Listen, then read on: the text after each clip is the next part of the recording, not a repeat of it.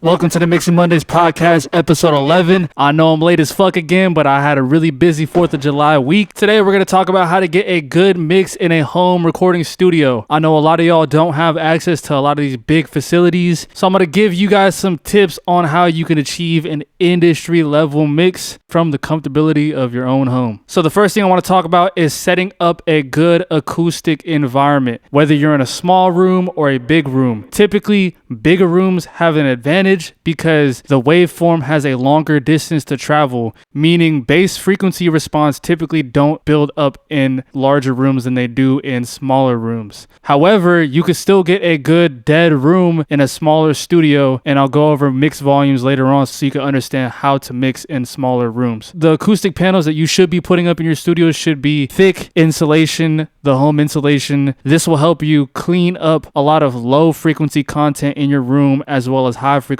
content in your room. Those small, thin absorption panels only clean up high frequencies. Aside from that, you could tune your room. They make calibration mics, or you can hire somebody to acoustically treat your room. However, I just recommend you put up some absorption panels and play around with how things sound in your room and get to a point where you like what's coming out of your monitors. However, if you do not want to spend, then I would recommend putting whatever you can in your room, mattresses, lines of clothes, bed sheets, and hang them up in several areas of your room. It might look like your studio is kind of fucked up, but the sound is truly what matters. Say you get 4 mattresses and put them along the corners of your walls to absorb the corners of the room. This will greatly help eliminate any bass frequency response coming back to your ear, causing standing waves and fucking up the whole frequency response of your mix. In short, if you don't want to nerd out about it, put in as much material in your room as possible so that way when you talk in your room or you're mixing through speakers, you're not getting a delayed signal coming back to your ear, altering how you hear and perceive the sound that's coming out of your monitors. Let's start off with the monitors to select. If you're working in a small room, you typically want to choose close near field monitors. Near field monitors are speakers that you could place fairly close to you, about a meter or so away from you. So this means that you can get right up close to the monitors and hear an accurate signal. Maybe rent out several near field monitors to hear which one you find pleasing to mix on.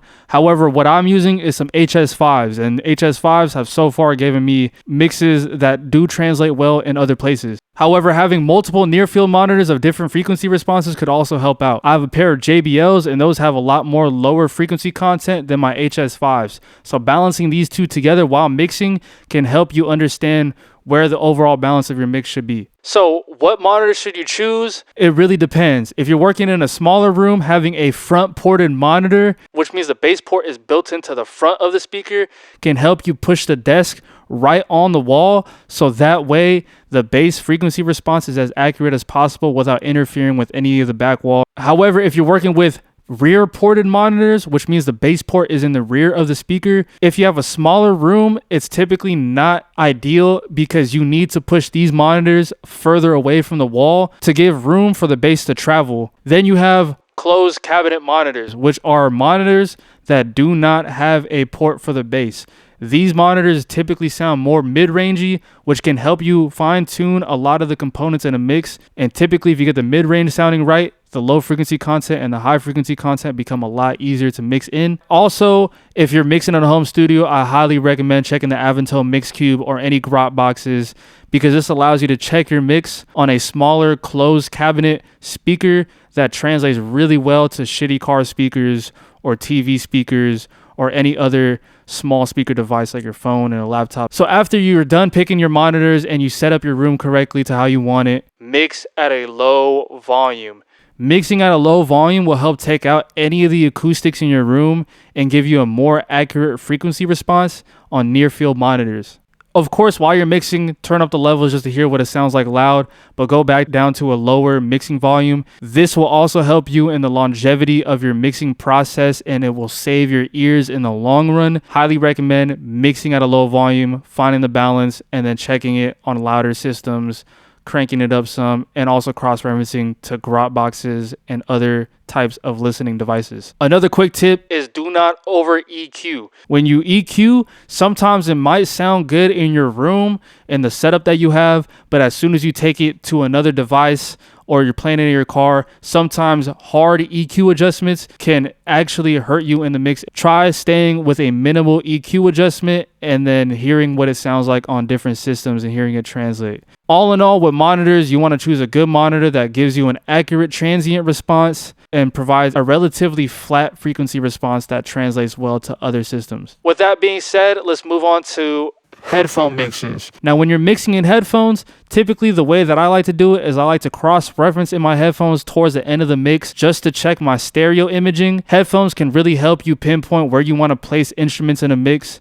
And it also allows you to fine-tune your reverb and your delay settings to get it exactly where you want it. Sometimes these effects and the overall tone of the song can get masked out by the acoustic environment. So checking in headphones can really help you determine whether or not an instrument sounds way out of place in the stereo image, or your reverb is way too loud, or your delays are way too loud or quiet. Mixing in headphones at the end of the process also helps you check for any extra clicks and pops or any AC noise or any type of noise that hide in an acoustic environment.